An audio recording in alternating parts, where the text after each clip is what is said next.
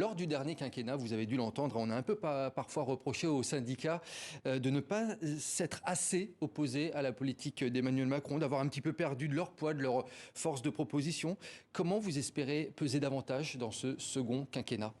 Alors je pense que dans le dernier quinquennat, là, enfin le premier quinquennat, on va dire, d'Emmanuel Macron, on a quand même pesé parce qu'il a souhaité, il voulait imposer sa réforme de retraite, et déjà, il faut le savoir, il voulait déjà nous faire travailler plus longtemps.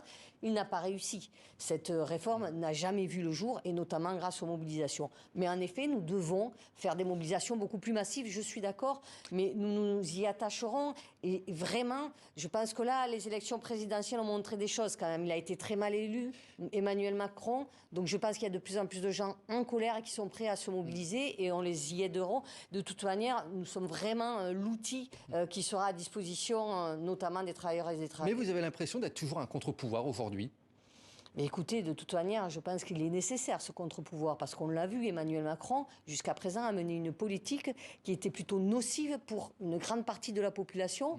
Il était plutôt, enfin, en tout cas, il a toujours pris des mesures en faveur d'une minorité de la population, à savoir les plus riches.